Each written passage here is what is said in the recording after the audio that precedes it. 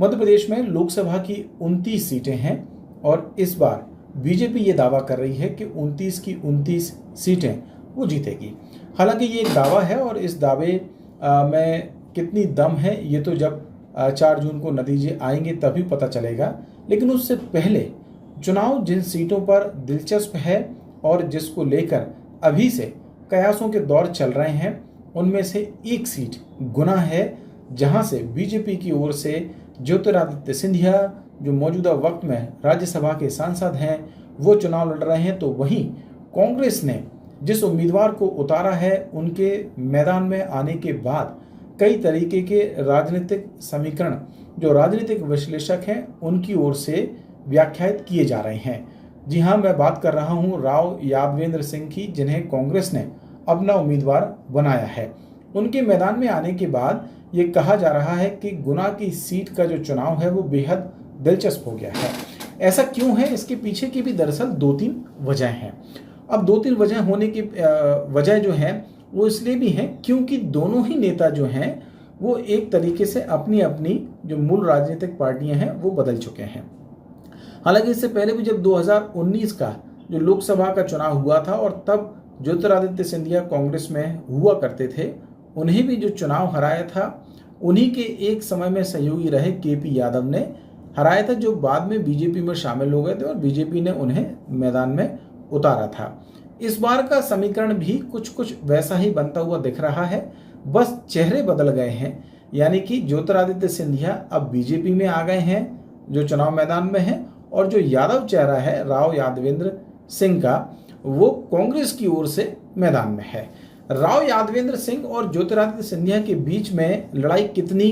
Tough होगी या नहीं होगी, इसका अंदाज़ा लगाने के लिए मैं आपको थोड़ा सा अतीत में ले जाना चाहता हूँ। और अतीत में ले जाने की वजह ये है कि आपको याद होगा जब विधानसभा के चुनाव हो रहे थे और यादवेंद्र सिंह जब बीजेपी से कांग्रेस में शामिल हो रहे थे, तो एक लंबा चौड़ा जो काफिला है गुना शिवपुरी से होते हुए निकला था भोपाल के लिए, और उस दौरान में उस काफिले की बड़ी चर्चा हुई थी। और चर्चा इस बात को लेकर थी कि आखिरकार इतने लंबे काफिले के साथ जो नेता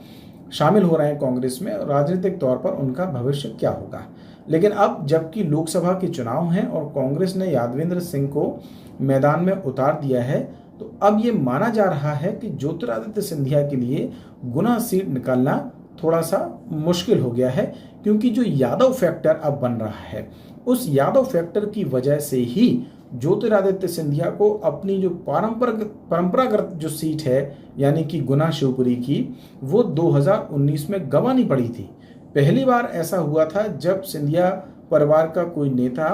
उस सीट से चुनाव हारा था। तो सिंधिया अब मैदान में जरूर हैं बीजेपी की तरफ से, लेकिन यादव चेहरा जो उस क्षेत्र की जो सीटें हैं या वहाँ का जो जातिगत समीकरण है उसके लिहाज से बहुत महत्वपूर्ण रखता है। हालांकि कहा यह भी गया जब लोकसभा के टिकट बीजेपी की ओर से फाइनल हो रहे थे कि ज्योतिरादित्य सिंधिया शायद ग्वालियर सीट से चुनाव लड़ना चाहते थे, लेकिन संगठन की ओर से उन्हें गुना के लिए कहा गया। और जो सूत्र हैं वो ये भी कहते हैं कि एक शर्त ऐसी भी रखी गई थी कि केपी यादव का टिकट इसी आधार पर काटा जाएगा या उन्हें टिकट नहीं दिया जाएगा जब ज्योतिरादित्य सिंधिया खुद गुना से फाइट कर रहे हैं तब। तो सिंधिया का टिकट फाइनल हुआ और केपी यादव का टिकट काटा गया वहां से। लेकिन अब जबकि यादव चेहरा खुद ज्योतिरादित्य सिंधिया के सामने आ गया है, जो राव यादवेंद्र सिंह है वो जिला पंचायत के सदस्य हैं। हालांकि उनका जो राजनीतिक बैकग्राउंड है वो बीजेपी से रहा है, लेकिन अब वो कांग्रेस में है और कांग्रेस में आने के बाद में अब उनका मुकाबला सिंधिया से होने जा रहा है। तो क्या ये वाकई में गुना सीट का जो समीकरण है या गुना सीट की जो लड़ाई है वो सिंधिया के लिए बहुत मुश्किल हो गई है। हालांकि हम देख रहे हैं लगातार जो जातिगत संतुलन बनाने की कोशिश है वो बीजेपी की ओर से की जा रही है, क्योंकि बीजेपी को ये लग रहा है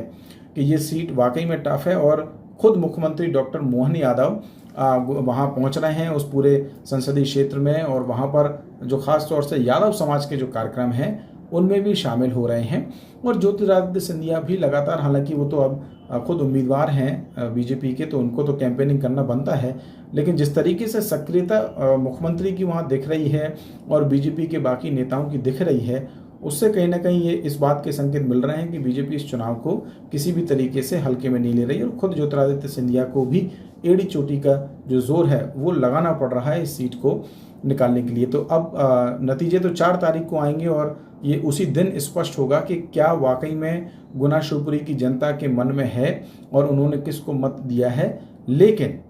जो गुना high profile seat Madhya Pradesh की 29 अगर हम लोकसभा सीटों में से कहें तो एक है और वहाँ पर ज्योतिरादित्य सिंधिया वर्सेस राव यादवेंद्र सिंह के बीच का जो मुकाबला है वो बहुत दिलचस्प है।